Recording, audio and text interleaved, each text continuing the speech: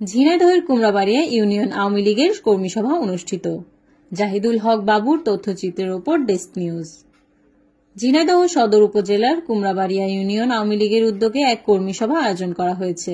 আজ বিকেলে নগর বাথান বাজারে এই কর্মী সভা অনুষ্ঠিত হয়। ইউনিয়ন আওয়ামী লীগের সহসভাপতি গনি মিয়ার সভাপতিত্বে প্রধান অতিথি হিসেবে বক্তব্য রাখেন ঝিনাইদহ জেলা আওয়ামী লীগের সাধারণ সম্পাদক ও পৌর মেয়র সাইদুল করিম মিন্টু। বিশেষ অতিথি হিসেবে উপস্থিত ছিলেন জেলা আওয়ামী লীগের যুগ্ম সাধারণ সম্পাদক মাসুদ আহমেদ সঞ্জু, ধর্ম বিষয়ক সম্পাদক আনিসুর রহমান খোকা, থানা আওয়ামী লীগের সাবেক সাধারণ সম্পাদক জে এম রশিদুল আলম, প্রচার সম্পাদক মঞ্জুর পারভেজ তুষার, জেলা কৃষক লীগের যুগ্ম সম্পাদক উজ্জ্বল হোসেন, জেলা ছাত্রলীগের সভাপতি রানা হামিদ, থানা আওয়ামী স্বেচ্ছাসেবক লীগের সাধারণ সম্পাদক উজ্জ্বল, থানা স্বেচ্ছাসেবক লীগের সাংগঠনিক সম্পাদক ইদ্রিস আলী।